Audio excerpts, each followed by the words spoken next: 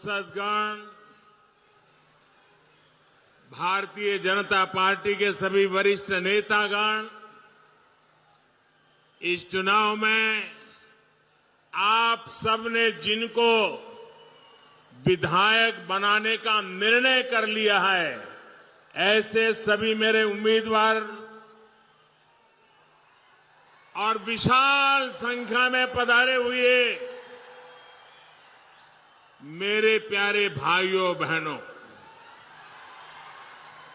साथियों, ये मेरा सौभाग्य है कि इस विधानसभा चुनाव में मेरी इस यात्रा की शुरुआत बीदर से हो रही है। भगवान बसवेश्वरा के आशीर्वाद और आप सभी के स्नेह ने मुझे हमेशा आपके लिए काम करने की ताकत दी है। कर्नाटकदा किरीटा, बीदर का आशीर्वाद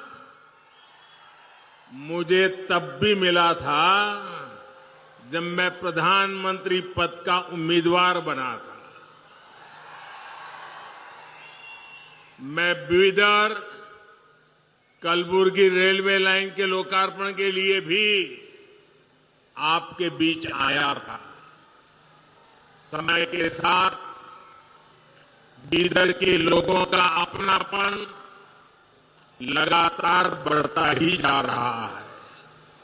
आज इतनी बड़ी संख्या में यहां आकर आपने पूरे देश को संदेश दे दिया है, ई बारिया निर्धारा बहुमतदा बीजेपी सरकार। कर्नाटका का ये चुनाव केवल 5 वर्ष के लिए सरकार बनाने मात्र का चुनाव नहीं है। ये कर्नाटका को देश में नंबर 1 राज्य बनाने का चुनाव है। ये विकसित भारत के लिए कर्नाटका की बड़ी भूमिका तय करने वाला चुनाव है। और भारत विकसित तभी होगा जब कर्नाटका का कोना कोना विकसित होगा। विकसित कर्नाटका यानी कर्नाटका के हर अंचल का संतुलित विकास। विकसित कर्नाटका यानी राज्य में विकास के ढेर सारे ग्रोथ सेंटर्स। कर्नाटका की जनता अब अपने इस सपने से पीछे नहीं हटना चाहती। मैं जानता हूं आप सब एक ऐसा कर्नाटका चाहते हैं जहां हाईवे और एक्सप्रेसवे का विस्तार होता रहे। आप एक ऐसा कर्नाटका चाहते हैं जहां मेट्रो की सुविधा और ज्यादा जिलों तक हो। आप एक ऐसा कर्नाटका चाहते हैं जहां अधिक संख्या में वंदे भारत जैसी आधुनिक ट्रेनें चले। आप एक ऐसा कर्नाटका चाहते हैं जहां हर खेत में सिंचाई की आधुनिक सुविधाएं हो।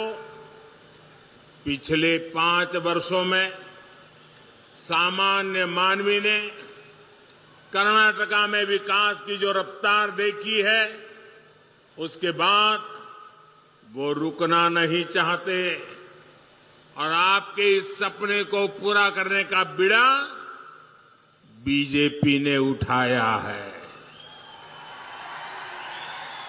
साथियों, कर्नाटका को देश का नंबर 1 राज्य बनाने के लिए यहां डबल इंजन सरकार का बने रहना बहुत जरूरी है।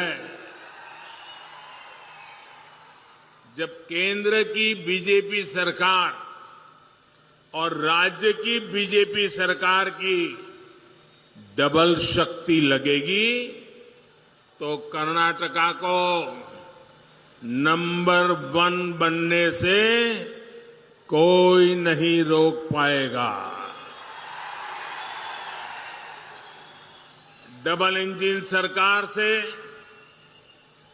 जो फायदा होता है उसका एक उदाहरण कर्नाटका में आया विदेशी निवेश है। भाजपा सरकार की वजह से देश में विदेशी निवेश में रिकॉर्ड बढ़ोतरी हुई है। इसकी वजह से कर्नाटका में भी रिकॉर्ड विदेशी निवेश आया है। कांग्रेस की सरकार में हर साल 30,000 करोड़ रुपए के आसपास विदेशी निवेश कर्नाटका में आता था।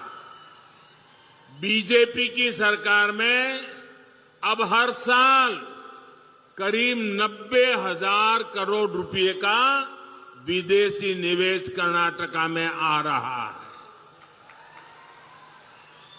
ये कांग्रेस सरकार के मुकाबले 3 गुना से भी ज्यादा है। और आपको ध्यान रखना है, ये उपलब्धि किस समय हुई? इतना बड़ा महामारी का संकट था, युद्ध चल रहे थे, उसके बावजूद भी ये हासिल किया है। साथियों, डबल इंजन का सरकार का मतलब होता है डबल बेनिफिट, डबल स्पीड। जब कर्नाटका में डबल इंजन सरकार नहीं थी तो छोटे छोटे प्रोजेक्ट्स को पूरा करने में सालों लग जाते थे। पानी की कमी क्या होती है, ये कर्नाटका के किसानों, यहां की माताओं बहनों से बेहतर कोई नहीं जान सकता।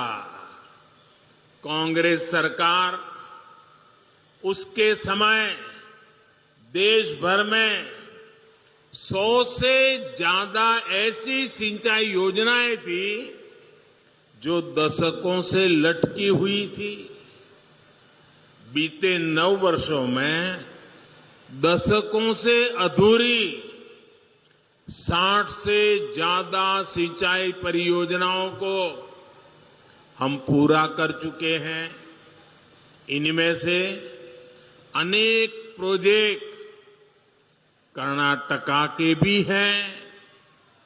यहां बीदर में भी महकर लिफ्ट इरिगेशन परियोजना जैसे अनेक सिंचाई के प्रोजेक्ट पर आज तेज गति से काम चल रहा है। साथियों, आज आप सभी देखते हैं कि पीएम किसान सम्मान निधि किसानों का कितना लाभ किया है। अब छोटे छोटे खर्चे के लिए किसानों को यहां वहां भटकना नहीं पड़ता। लेकिन मैं आज आपको एक और बात बताना चाहता हूं।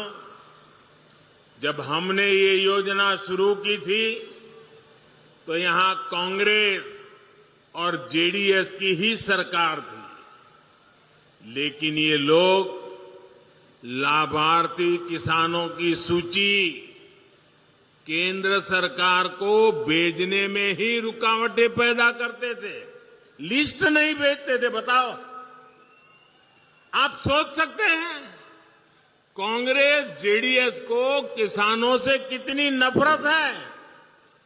राज्य सरकार को एक नया पैसा नहीं देना था। पैसा हम दिल्ली से भेज रहे थे। उनको तकलीफ ये थी कि ये बीच में कोई कटकी नहीं हो रही है, माल खाने को मिल नहीं रहा है, ये सीधा उनके बैंक खाते में जा रहा है, इसलिए लिस्ट ही नहीं देते थे। साथियों, जब कर्नाटका में भाजपा की सरकार यहां आई तो उसने यहां के लाखों किसानों के नाम केंद्र की हमारी सरकार को भेजे। आज उसी वजह से यहां के लाखों किसानों को पीएम किसान सम्मान निधि के पैसे मिल रहे हैं। इतना ही नहीं, केंद्र सरकार ने अगर हर किसान के लिए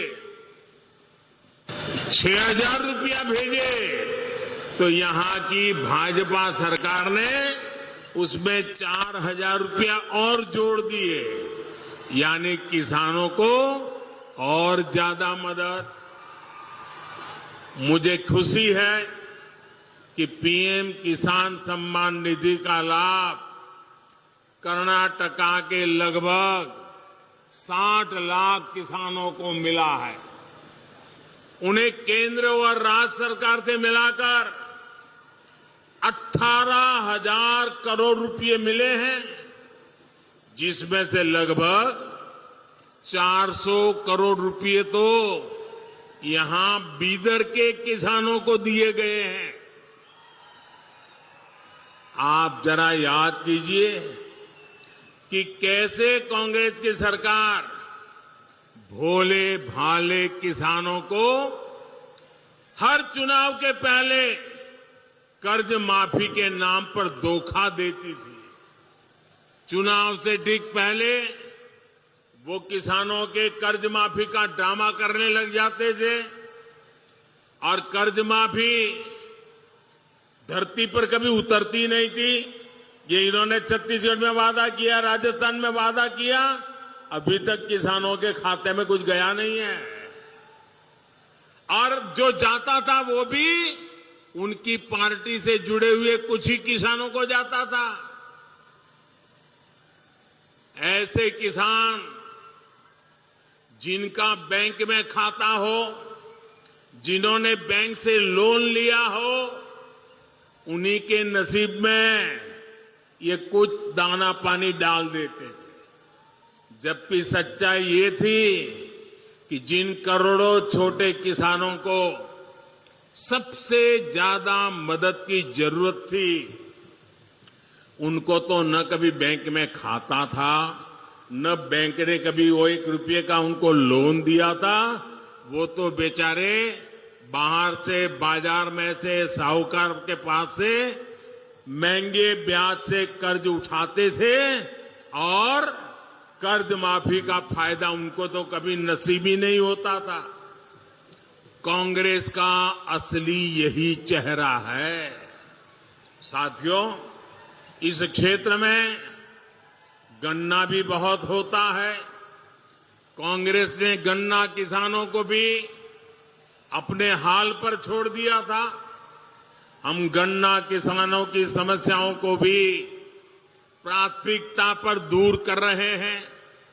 गन्ना किसानों की मदद के लिए ही हमने पेट्रोल में इथेनॉल की ब्लेंडिंग बढ़ाने का फैसला किया। आज देश पेट्रोल में 20% इथेनॉल ब्लेंडिंग की तरफ तेजी से आगे बढ़ रहा है। कांग्रेस सरकार के समय देश में सिर्फ 40 करोड़ लीटर इथेनॉल का उत्पादन होता था। अब हमारी सरकार में इथेनॉल का उत्पादन बढ़कर 400 करोड़ लीटर से भी ज्यादा का हो गया है।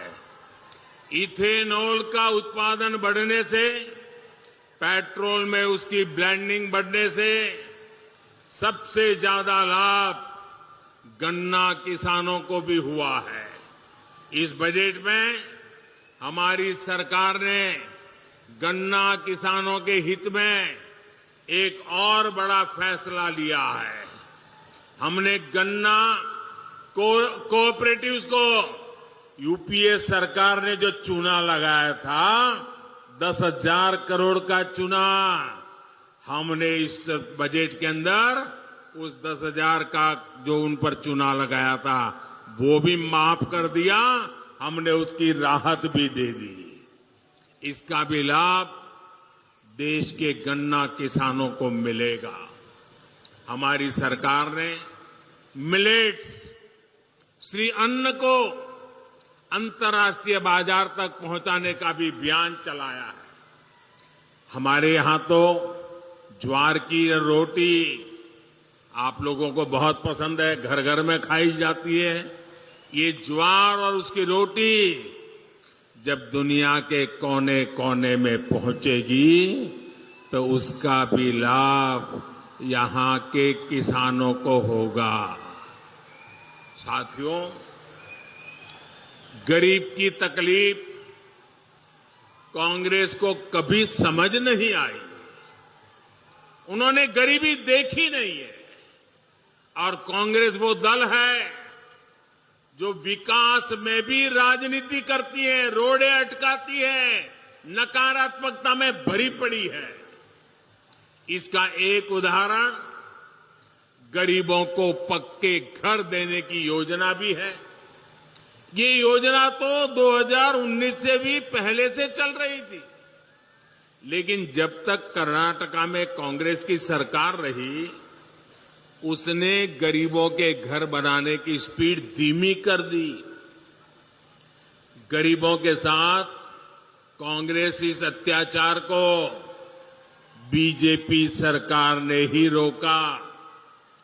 डबल इंजन की सरकार बनने के बाद हमने यहां घर बनाने की स्पीड को और तेज किया। देखते ही देखते 9 लाख के आसपास पक्के घर मिलना गरीबों को तय हुआ। इस योजना के तहत करीब 30,000 घर यहीं बीदर में ही बन रहे हैं। 30,000 घर आप कल्पना कर सकते हैं। और इनमें से हर घर कई कई लाख रुपए का, और वो भी हम घर महिलाओं के नाम पर करते हैं। यानी भाजपा की डबल इंजन सरकार ने यहां बीदर में ही 30,000 बहनों को, जिनके घर की कीमत लाखों में है, 30,000 बहनों को लखपति दीदी बना दिया है। साथियों, हमारे देश में गांवों के घरों में नल से पानी ना आने की वजह से भी माताओं, बहनों, बेटियों ने दशकों तक बहुत कष्ट उठाया है। भाजपा की सरकार ने उन्हें इस तकलीफ से मुक्ति दिलाने के लिए ही हर घर जल योजना शुरू की। आज देश भर में 9 करोड़ नए परिवारों को पाइप कनेक्शन से जोड़ा जा चुका है।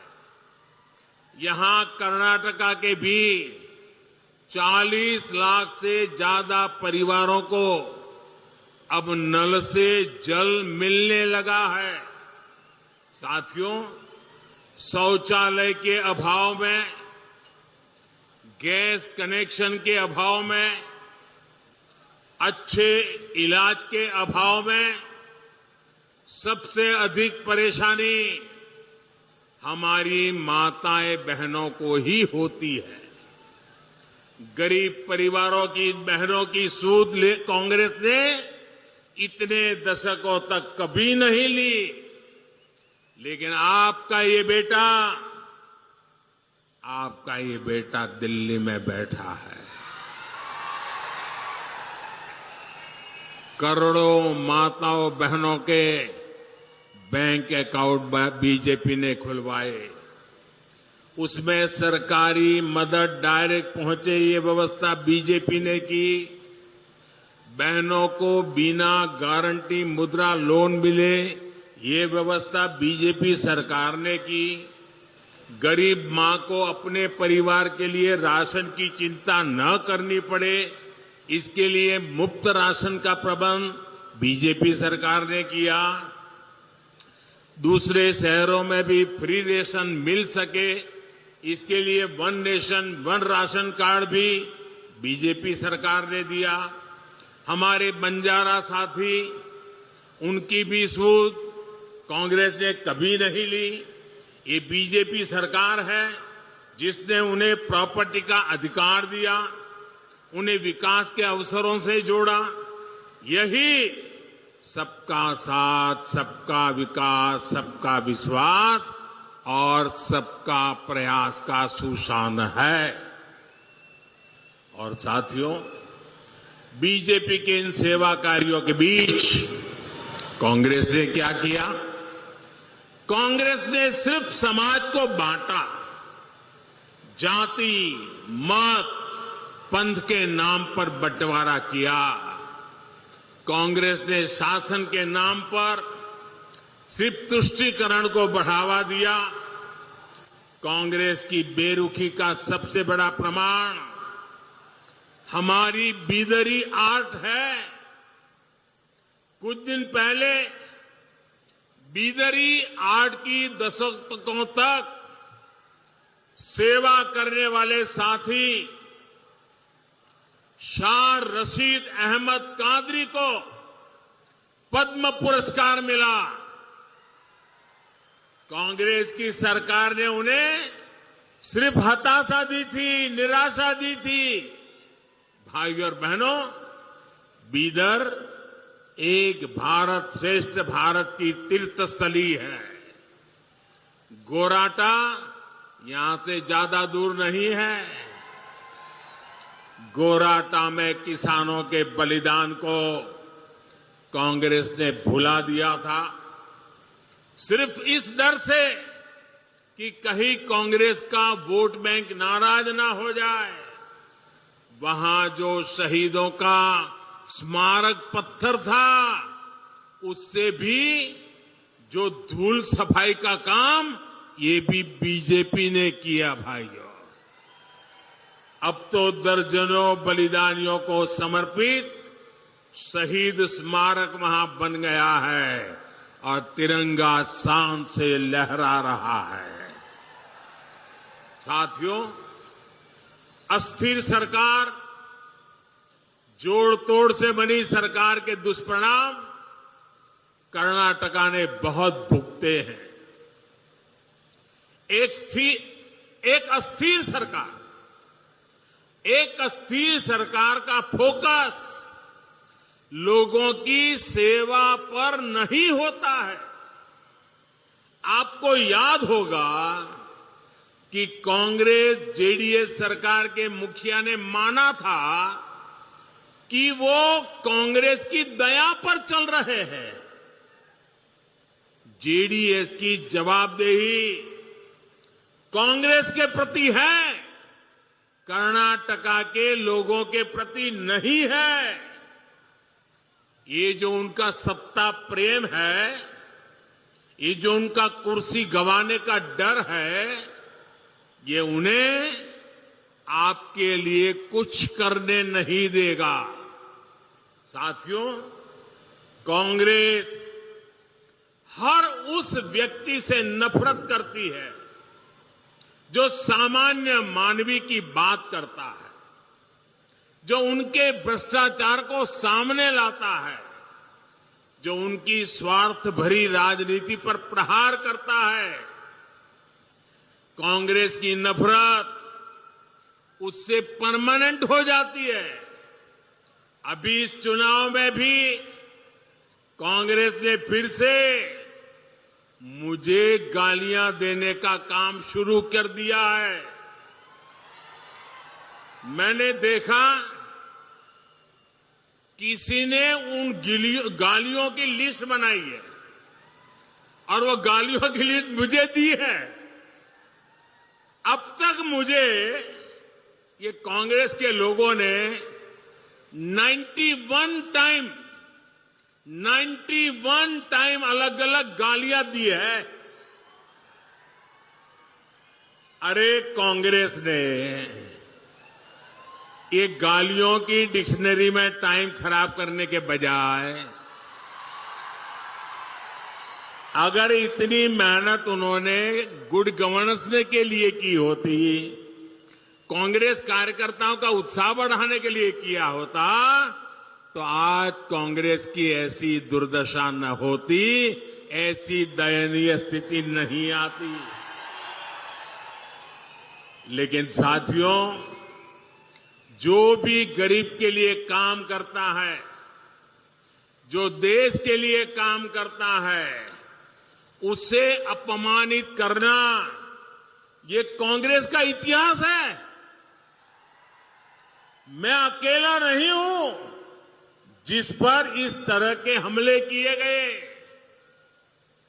आपको मालूम है, पिछले चुनाव में चौकीदार चोर चलाया, फिर आगे बढ़ गए मोदी चोर चलाया, फिर पूरा ओबीसी समाज चोर है चलाया, और अभी तो चुनाव की शुरुआत हुई कर्नाटका में, और मेरे लिंगायत भाइयों बहनों को भी चोर कहने की हिम्मत कर दी। कांग्रेस के लोग कान खोल करके सुन ले, आपने जब जब जिसको गाली दी है, उन्होंने आपको ऐसी सजा दी है, ऐसी सजा दी है, आप दोबारा खड़े नहीं हो पाए हैं। इस बार कर्नाटका में भी ये गाली का जवाब, इनके सम्मान पर जो चोट पहुंची है, उसका जवाब वोट से दिया जाएगा, वोट से दिया जाएगा। भाइयों बहनों, जब ये लोग मुझे गाली देते हैं, अब इतनी गालियां हो गई 91, और उनके टॉप मोस्ट नेता देते रहे, कोई ऐसे नहीं, छोटे मोटे कार्यकर्ता नहीं।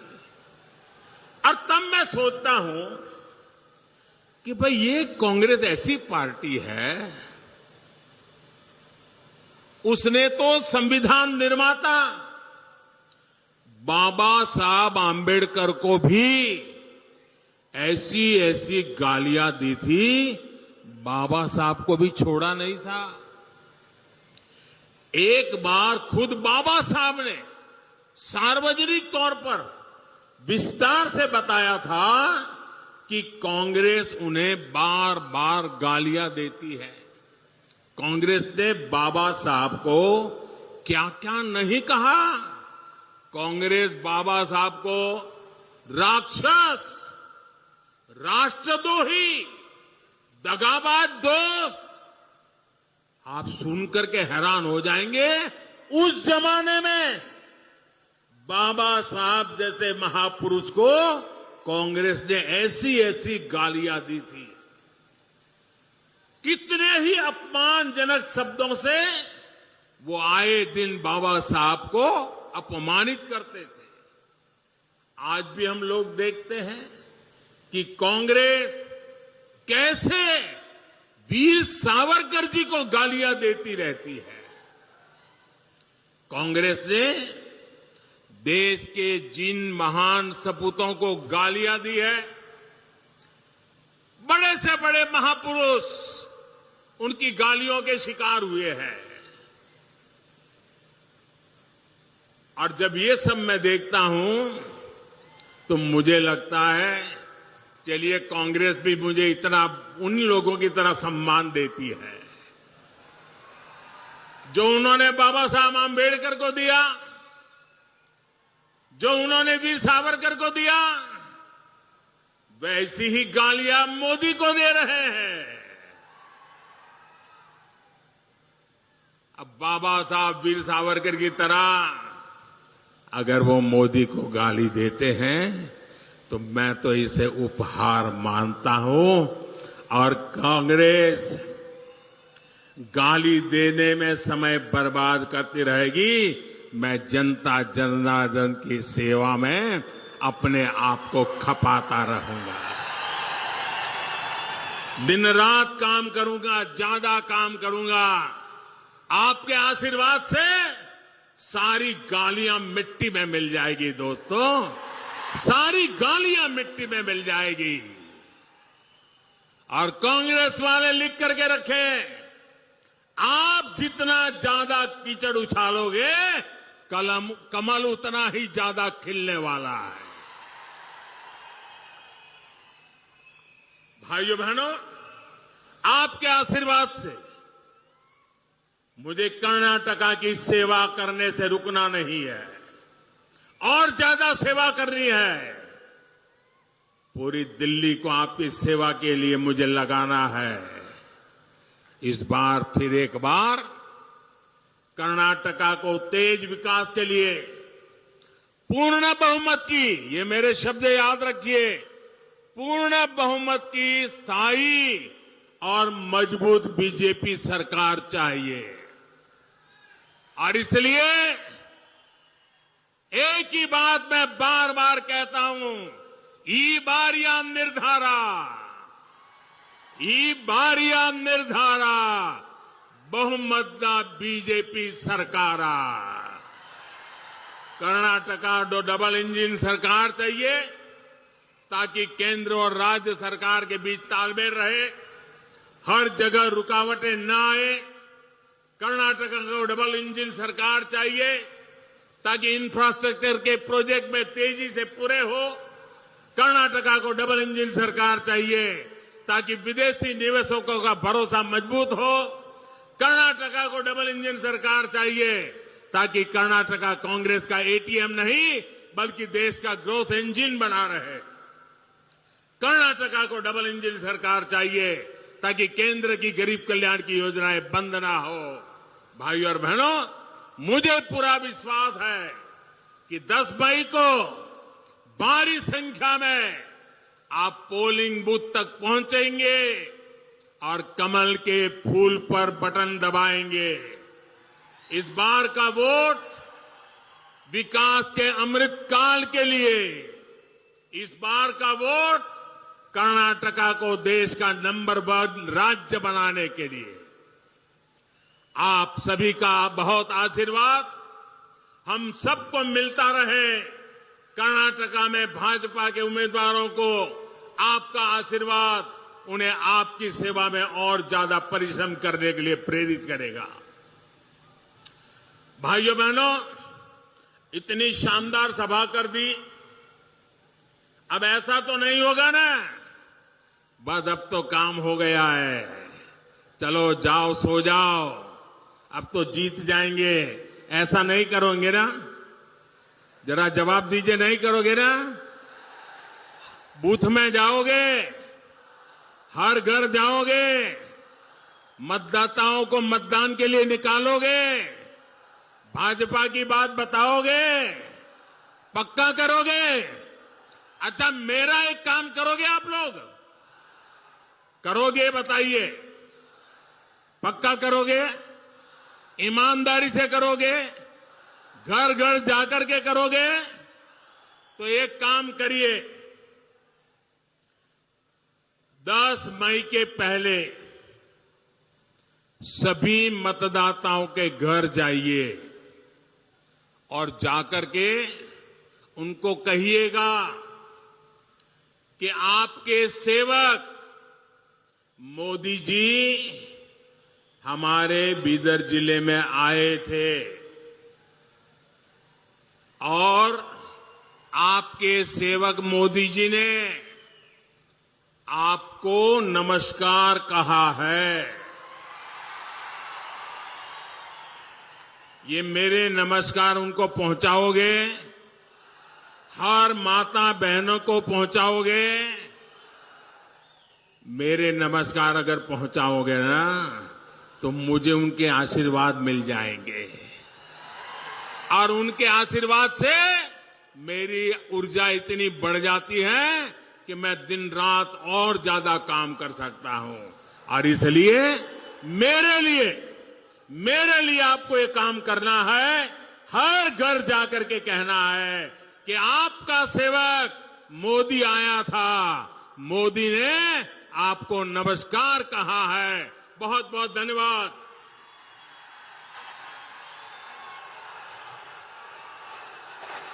ಭಾರತ್ ಮಾತಾ ಕಿ ನಮ್ಮ ದೇಶದ ಮಹಾಸೇವಕ ನರೇಂದ್ರ ಮೋದಿಜಿ ಅವರಿಗೆ